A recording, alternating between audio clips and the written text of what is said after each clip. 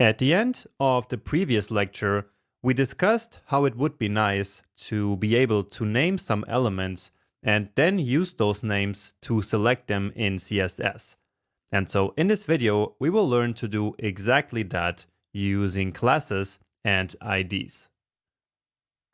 So remember how in the last lecture, we wanted to style only this text here as italic, so this paragraph that is inside this header, but not this other paragraph that is also inside of a header. So we came up with the solution of selecting only the paragraphs inside of headers that are inside of articles. Remember that? The problem with this is that this essentially encodes the HTML structure into our CSS selector, and that is not a good idea. And so instead, we will now basically name this element here with something called an ID, and so with that, we can then avoid writing a big and a long selector like this. So let's go here, and the paragraph in question is this one here.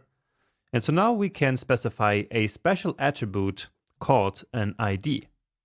So the attribute is called ID, and now let's simply call this one author. So remember this name here, author. And so now this element here, this paragraph, is basically called author. And so now in our CSS, we can use the hash selector. So this one, which is in fact the ID selector. So hash, and now the name of the ID that we just specified. And now here we can one more time set the font style to italic. All right. And now we can get rid of this code here because it's no longer necessary. Now, instead of deleting this code, I actually want to keep it here. And so we can do something similar as we did in HTML, where we wrote comments. Remember that? So here we wrote some HTML comments to keep this code here without being actually active, right? And so in HTML, we can do the same. It just works in a different way.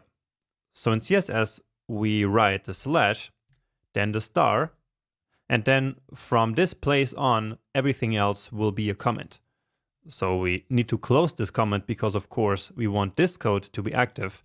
And so we write now the opposite. So star and slash. So now only this is gray, and so only this is a comment.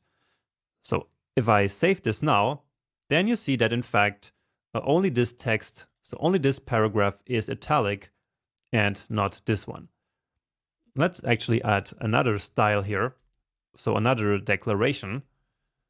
And let's set the font size to 18 pixels. So make it a bit smaller, because remember how the other paragraphs are 22 pixels big. And indeed, this one here got smaller, and all the other paragraphs, including of course this one here, stayed the same. Now let's do something similar to the copyright text here. So this one, and with that we will then replace this CSS rule right here. So we can again comment it out the way I just did it, but let me actually show you a nice VS Code trick. So in order to comment a code that you previously selected like this, all you have to do is to hit Command or Control/. So I will do that now. And so you see that it automatically added these comments here, right?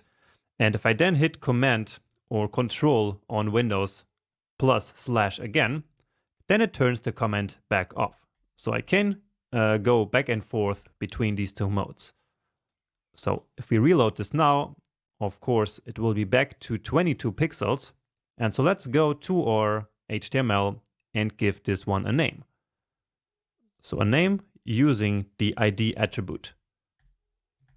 So ID, let's say copyright. Let's then select this text, copy it, and just paste it here. And remember, we use the ID selector like this, plus the name that we just specified. And let's go back to a font size of 16 pixels. And here it is. So it worked once again. Now, besides the ID, there's actually another way of giving elements names, which is by using the class instead of an ID. So we specified the ID attribute here to give this element a name, but we could also have used the class attribute. Now, the big difference between IDs and classes is that we are not allowed to repeat ID names. Or in other words, we can only use each ID name only once. So it would not be allowed to now add an ID of copyright to something else. So I could not, for example, now go here and add the ID of copyright. So this would actually be invalid HTML. So we are not allowed to do that. And so if we need to reuse a name multiple times, then we need to use classes for that. Okay, so let me show you an example of using classes. And so what I want to do now is to style these authors here of these 3 related posts in a different way. So basically that's this P element here, and this one, and this one. And so again, I can now not use the ID of, say, related author. So instead, I need to use the class attribute, and let's call it related-author. So in CSS, it is a convention that if we have a class or an ID name with multiple words, we separate these words by dashes like this. You could also use underscores, for example, so that's also valid, but it's just a convention in CSS to always use dashes like this. Okay. So anyway, let's now grab this here and paste it to all these paragraphs. So related author 3 times. And so now let's go to our CSS and style all the elements that have this class. So for the IDs, we used the hash to select them, and for classes, we used the dot. So this is the class selector. Okay, so related author, and let's say that here we want the font size to be 18 pixels, let's say. And let's also specify a new text property that we didn't learn before, which is the font weight. So this one we can use to make text bold, for example. So as you saw maybe here, there are multiple options. We can use some numbers, but we will use that later. For now, let's just use a keyword, which is bold. So let's save it to see the results. And indeed, now only these 3 paragraphs are different. So they are bold and they are smaller than all the other paragraphs. So of course, in the HTML, they are still paragraphs, but now they got these additional styles here, right? Now, maybe you are wondering something here now, which is that we are now, in fact, selecting these paragraphs multiple times, right? So we are selecting this paragraph here, in fact, right? But we are also selecting it here, and we are selecting it actually also up here. So 3 times now we selected this paragraph. So you might be thinking, which one of these gets applied actually? So isn't this like some kind of conflict? Well, the short answer is that actually all of these selectors do apply. So all of these 3 rules of the 3 selectors do in fact apply. But I will explain more about how all of this works and why it works this way in an extra video, because this is something really important that you will need to understand in order to master CSS. And so this topic deserves a special lecture on itself, which will be a bit later in this section. But now, moving forward here, let me now actually give you a small challenge. So what I want to do is to remove the bullet points of only this list here. So remember that we created a list for this, And so, of course, this one has bullet points right now. So I want you to select only this list here, only this element, and remove its bullet points. Now, we never removed any bullet points, so let me show you how it works. And for that, I will now, in fact, select all the unordered lists. So here we use the property list style and set it to the keyword of none. Okay. So the bullet points disappeared from this one, but also from this one. And so, as I said, I want you to now select only this element here and then remove the bullet points in there. And I want you to do this by using a class called related. Okay, so let me comment this one here. And so, yeah, create a class on this element, on this list here, and then remove the bullet points from this one. And I will see you back here in a minute once you are done. Okay, so let's start by going to the HTML. And then, of course, this here is the UL that we want to select. And remember how I wanted you to use a class, and I will explain a bit later why. So we used a class here called related. And now we go to our CSS and select this element with the class that we just named. So of course, using the class selector like this. And now only on this one, we say that the list style should be none. Give it a save. And so this one still has the bullet points and this one doesn't. Great. So we did this because we don't want this list here to actually look like a list. It should only semantically be a list of related posts. But anyway, let's now go back to our HTML and talk a little bit about why we used a class and not an ID. Because in fact, there's only one list element of related posts, right? So we could easily have called this an ID, right? Because remember that the IDs are for names that are only used once, while classes are used when we want to give multiple elements the same name. So when we want to style multiple elements the same way in CSS. So knowing about that, why did I tell you to use a class and not an ID? Well, the reason for that is that usually in the real world, we never use IDs. We always use classes because by using classes, we are prepared for the future. So imagine that we used, in fact, an ID of related, but then at some point later, somewhere on the page, we wanted to add another list of related posts. Maybe we wanted one in the sidebar and we wanted one in the footer. So imagining a more complex layout. That would completely be possible, right? But then if we had used an ID of related in the beginning, we would now have to go back and change that ID to a class so that we could now add another list of related posts. And so that would be a source of error if we, for some reason, forgot that. And we would also have to go to our CSS and change that there.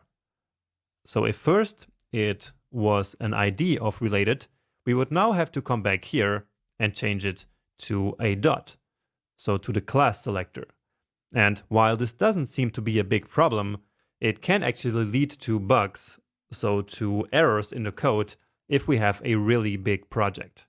And so by default, we simply avoid this potential problem by simply always using classes. Okay? Now I will still keep this ID here for you. So this ID of copyright and this ID of author, just so you also know how to work with IDs.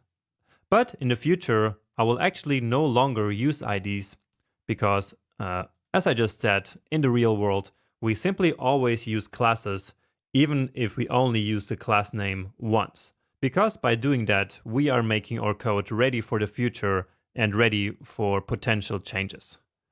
Okay, so I hope that made sense, and you can now go ahead if you want and name some more elements and style them in different ways if you feel like it. So basically to practice this a little bit. And then if you'd like, you can come with me to the next video where we will start working with colors. In this lecture, we will learn how to work with colors in CSS.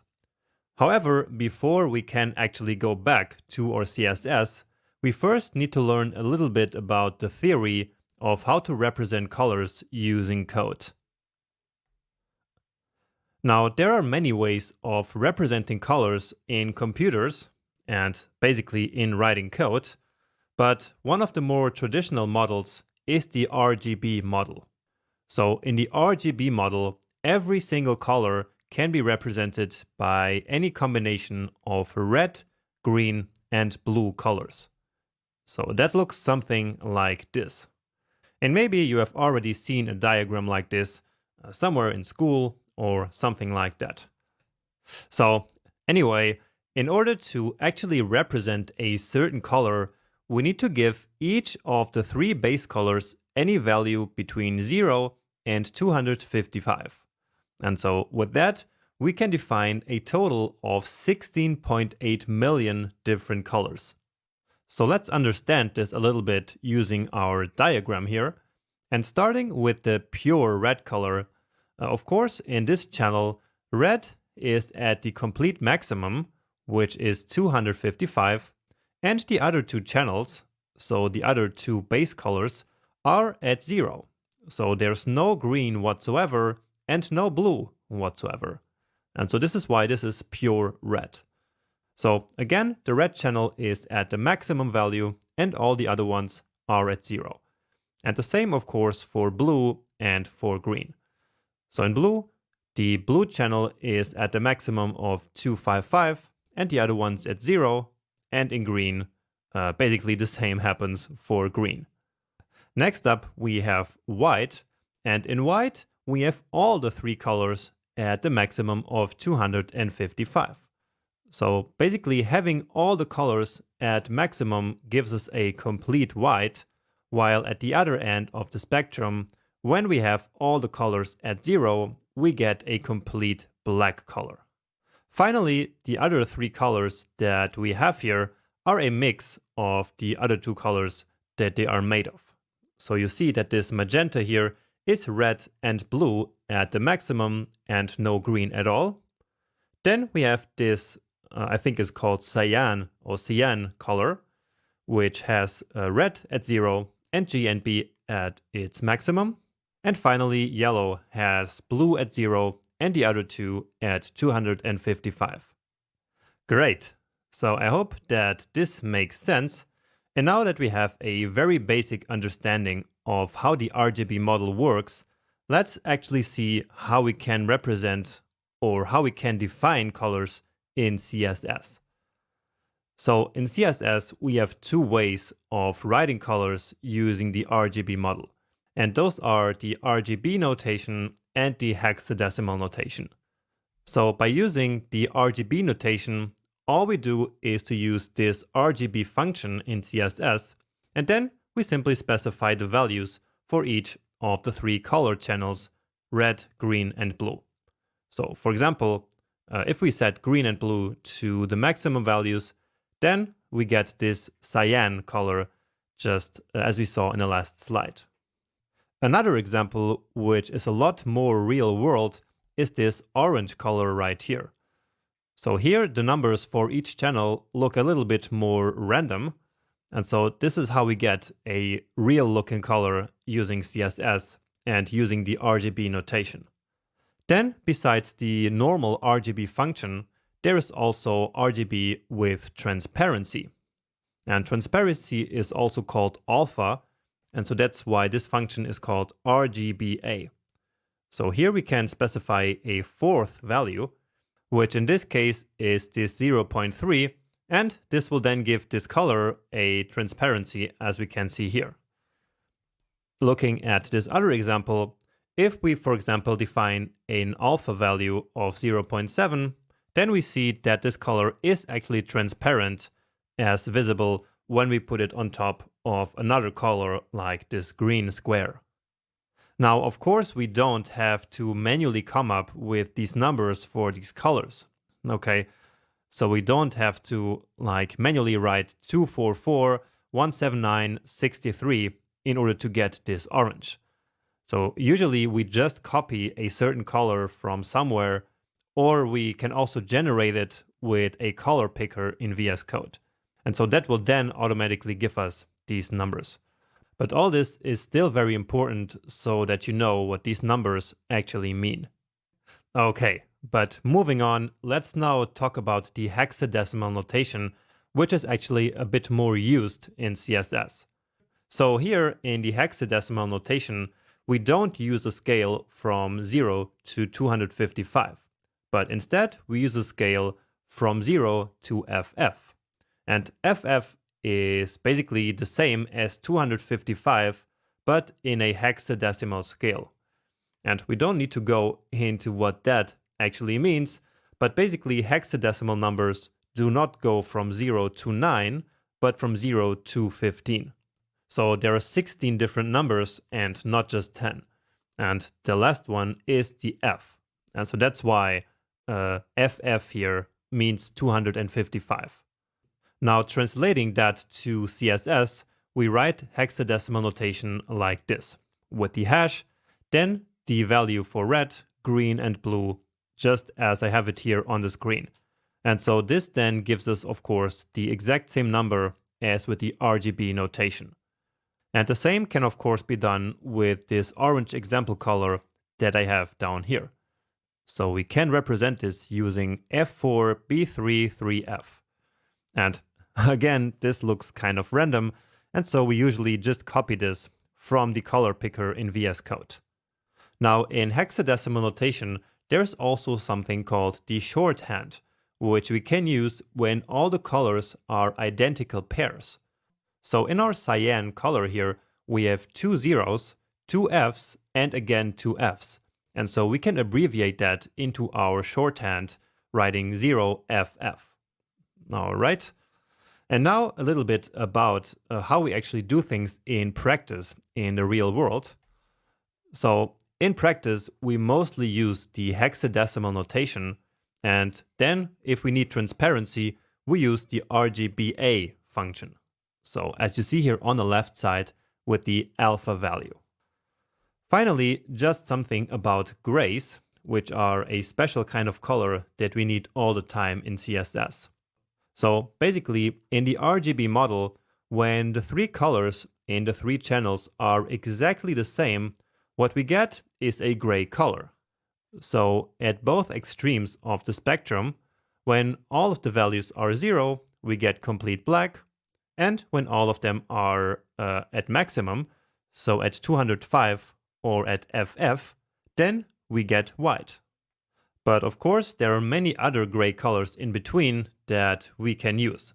And to be precise, there are exactly 256 pure grays to choose from. And one of them is this one, for example. So where red, green, and blue are all at 69. So this gives us this nice gray color, which has the hexadecimal code of 444444, which in the shorthand notation can be written as just 444. So this one I like to use a lot for text color. And of course, let's take a look at another example. And this one has all the values at 183, and it can be represented as B7, B7, B7. So in the hexadecimal notation, you will see once again that the 3 pairs here are exactly the same. And so this is the signal that we have, in fact, a gray color. Okay, so now that we know a little bit about the theory of color in code, and in CSS code in particular, let's now quickly learn a couple of CSS properties where we can actually use colors in practice. And the most simple CSS property that requires a color value is simply the color property, which we actually already used before. So let's say that we want this H1 here to have a different color. So let's say color, and then I will just specify some blue color here. 10, 98, and AD. And so this gives us this nice blue color. So as we just learned, we have 10 or 10 in the red channel, 98 in the green channel, and AD in the blue channel. Now, as I mentioned before, we usually use the VS Code color picker. So we get that by simply hovering over a color, and then from here we can choose like any color that we want, right? So we can change the color here to something else. So this shade of gray, and then in there we can basically define how dark that gray should be. Also, if we click here at the top, so in this value here, that will change the notation. So now we have this HSL, which we actually didn't talk about. But then if we click again, we got the RGB. And so this is exactly the same color as before, but using the RGB function, right? So let me save it. And now you see that we have this green color. So if we hover it again, we get back to the color picker. And now this one here is actually the slider for the alpha value. So if we start dragging it down, then you see that automatically it gets changed to RGBA. Okay. And then here we can, as I mentioned, define the alpha value. So it actually already got saved. And you see that now the color is kind of transparent, right?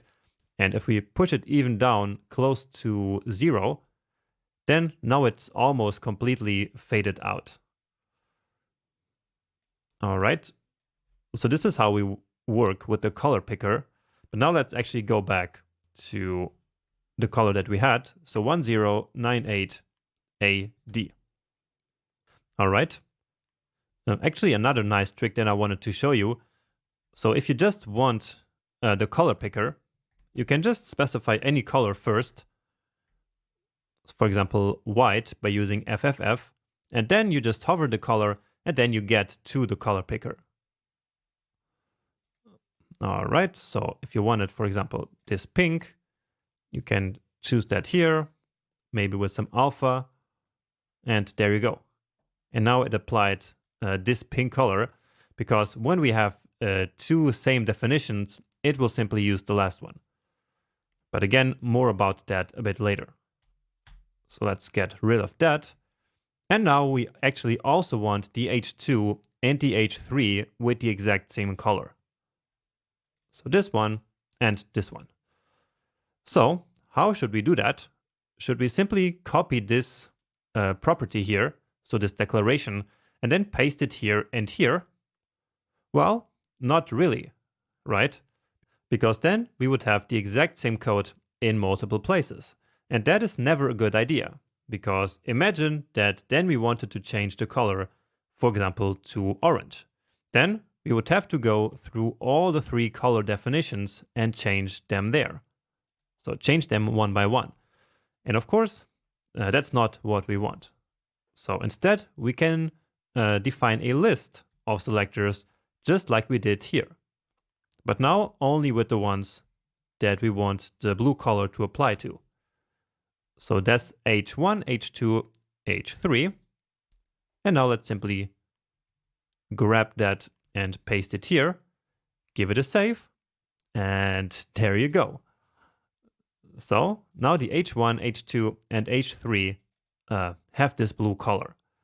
And now, as you also might have noticed one more time, we have now yet another selector that is applying to the H1.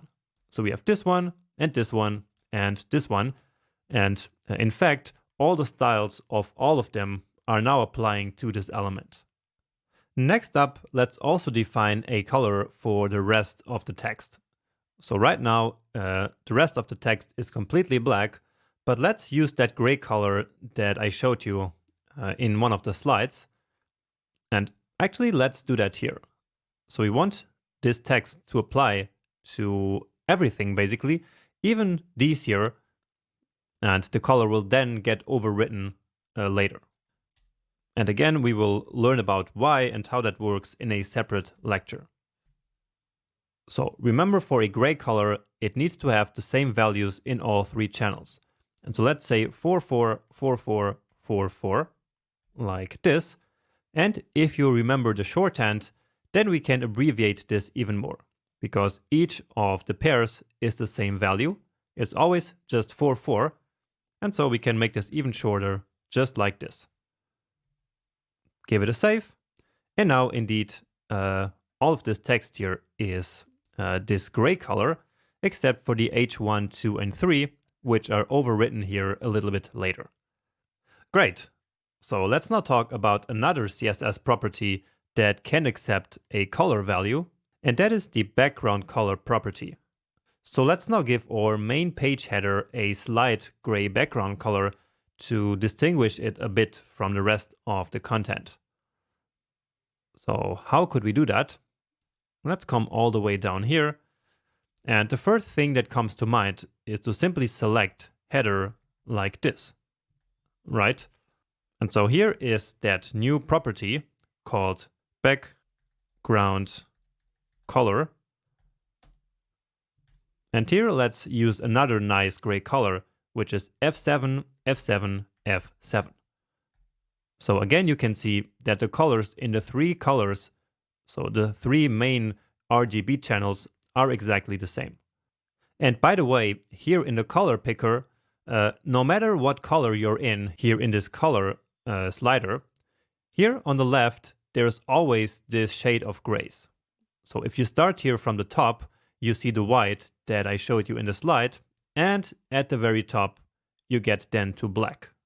Okay, so you can always get a gray color if you move the slider here at the very extreme of this left side here. But now let's go to F7, F7, which is a color which is nice to memorize and nice to use. So a very subtle gray. Maybe you cannot even see it here, but hopefully you will see it on your screen. Now the problem here is that not only our page header got the gray color, but also this other header. So maybe you could see that coming. And so the solution to that is to give this header a name and then style only this header. Now there's only this one header that we want to style, and so we could use an ID here, but given what I explained in the last lecture, let's not do that, and let's simply use a class. Let's call it main header. Let me copy it and replace this header with the main header class. And indeed, now only this one here got this gray color. Let's just get rid of this test. And here we go. Nice. And if you can't really see this background color, then just use your color picker to just use some other shade of gray. All right. And this video is already running quite long, but let's still talk about another property here, which is about borders. So what I want to do next is to add some border to these related posts here. So basically to make them now look something like this. All right, so we have at the bottom and at the top here, this blue border. So that's not hard to do at all. So let's just see what's the element here. And it is this aside. So let's just select it here using this element selector.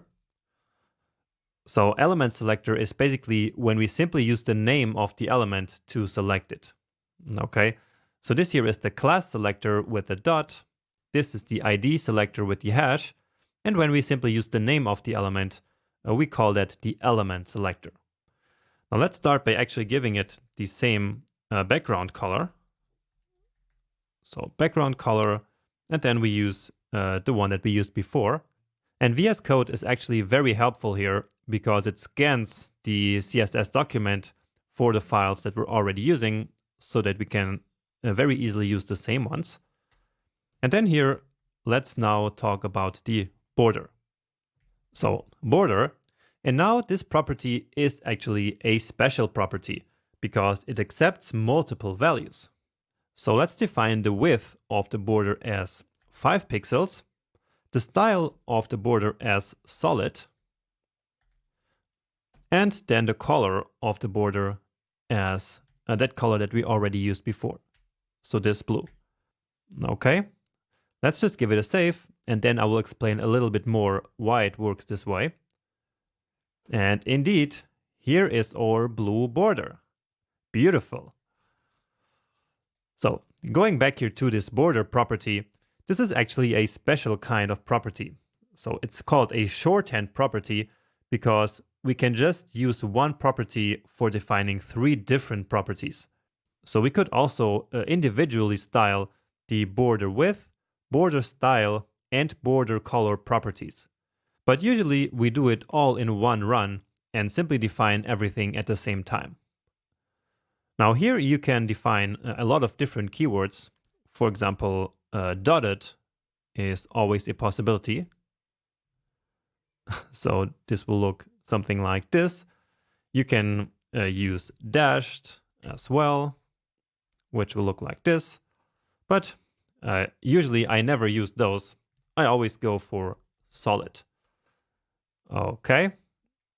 So this it gives us the entire border around the entire element. However, we only want the border at the top and the bottom. And so instead of defining the border property like this, there are also special variants of this property. So we can also say border top. And so this, as you might expect, will only style the border at the top side of the element. So just like this. Okay, then let's select all of this and paste it here because we also want the border at the bottom. So easy enough, border bottom, give it a save, and here we go.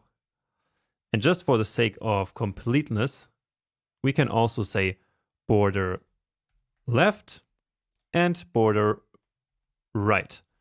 And so then we will be back to square one where we have the borders on all the 4 sides. And so, of course, this doesn't make sense. Then we would simply use the border property. These ones we don't want anyway. And so we are back to this result. All right. And this is how we work with colors in CSS. Now, let me just quickly mention that we can also use these predefined color names just as we did in the very beginning with the color of blue. So quickly show that to you. So let's say that we wanted to set a background color for the entire web page. So that's also possible simply by adding a style to the body. So we can just do background color like this. And here we can specify one of these names. So if I give it a save, then everything has this very beautiful blue color as the background. Except, of course, the elements that we specifically gave another background color, right? Or we could use something else. So usually if you just start writing some color name, you will get a lot of suggestions here from VS Code, and then you can select one of them like this. Okay, but of course we don't want that, so let's just comment out this code by hitting Command or Control/, and then we are back to normal. Okay, and now just to consolidate this knowledge a little bit, I suggest you to experiment with these 3 properties that we just learned, for example, by adding some borders to some more elements, like some headings or some lists, and also changing some more text colors. And especially important would also be to play around with the color picker a little bit on your own. So just take 10 or 15 minutes to do that, and then I see you in the next video. Let's now learn about something called pseudo classes. Now, pseudo class sounds very strange, but it is actually pretty straightforward. And as an example, let's try to style the first list elements different from the other ones. So we have this list here and this list. And so, as I just said, let's try to style the first element of each of the lists differently. For example, by making them bold. So this element and this element. Now, the straightforward way of doing this would be to add a class to each of them and then style them, right? So let's actually try that first example. So here is one list. So let's add a class of first li, and then let's do the same to the other list that we have up here.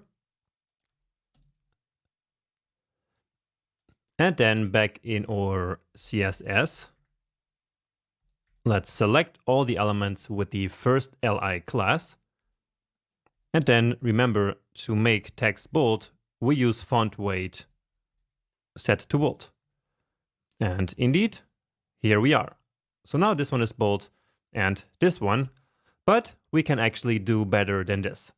So instead of doing this manually, we can actually have CSS automatically figure out which is the first li element inside of a container.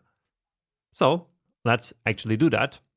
And I will still keep the classes in the HTML just so we keep it as a reference. But now let me show you how we can actually do it better. So we start by using li, which will basically select all the li elements, but then we use a pseudo class. And we start a pseudo class by writing a colon like this, and then the one that we're interested in here is called first dash child. And that's it. And now here we can say font weight and set it to bold. So let's see. And indeed it worked. Now they are back to being bold. So we basically changed our selector here and added a pseudo class to it. And what this first child pseudo class does is that it will select an li element, or actually it will select all the li elements that are the first child elements of its parent elements. And so that is exactly the case right here and right here. Right? So this li element here is the first child element of its parent. So in this case, the ol element. And therefore, this selector that we wrote here will target that element. And the exact same thing is true for this other list down here. Okay, so let's try another one. Again, li. And then we also have one called last child. And here let's make it italic. So font style and set it to italic. And indeed, now the last one became italic. So both here and both here. Because again, both of them are li elements that are now the last child inside of its parent container. Next up, we can actually also target a specific child. So for example, the third or the second child. So for that, we use the nth child pseudo class. And then here we actually need to write parentheses like this, so we can specify which of the childs that we want. So let's say we want the second child to have a color of red. So using just a coded color name here, let's see. And indeed, here it is. Or if we tried the third one, then indeed it would be the third one here and here as well. And even better than that is that we can actually use some keywords here. So we can write odd, and now all the odd elements will be red.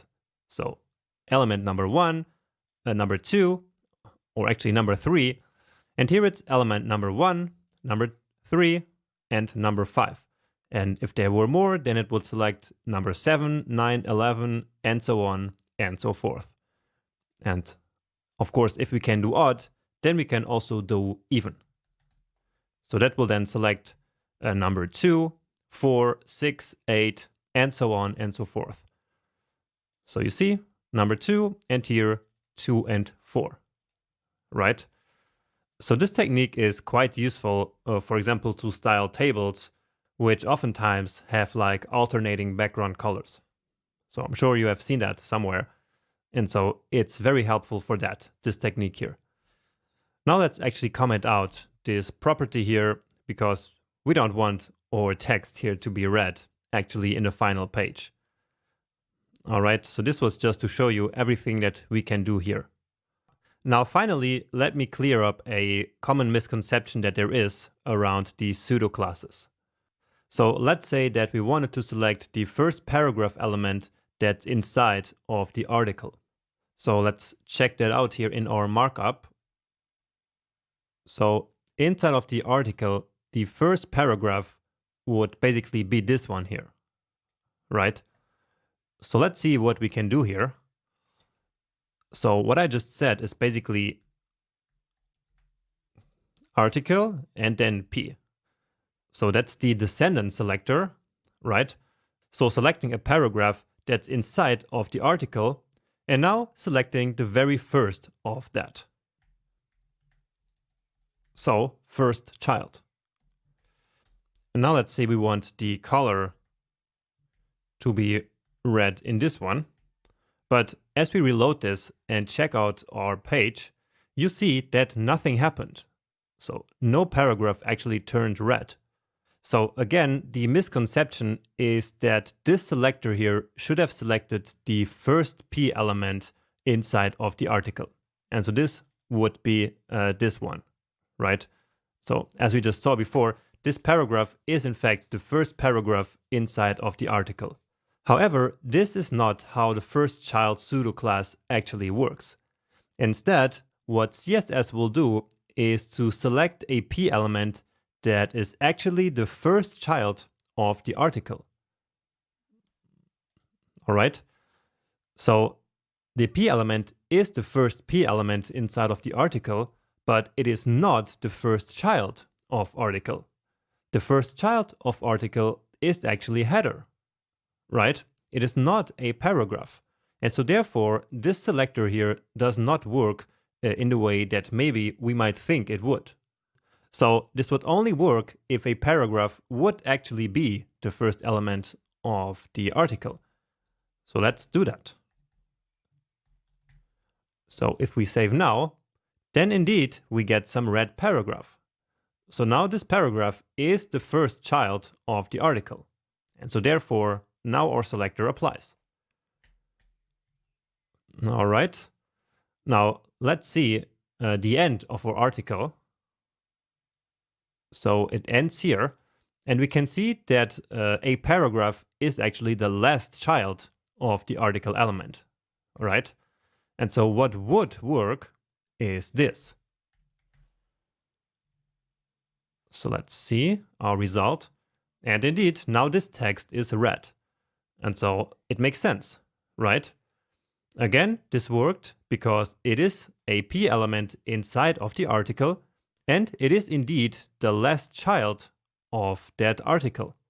And so therefore, this selector then applied and did exactly what it should do. So basically what this means is that when we mix multiple elements inside of a parent element, then these pseudo classes don't work really well. They are, however, perfect for situations like this one, where all the child elements are the same. So in a list like UL or OL, all the child elements are supposed to be LI, and so then this pseudo class like first child, last child, or nth child work perfectly. All right, and this is how you work with these pseudo classes. Now, the pseudo classes that we just learned about are all about matching the existing HTML structure. However, there are also other types of pseudo classes. And so let's use some of them in the next video to finally style our hyperlinks.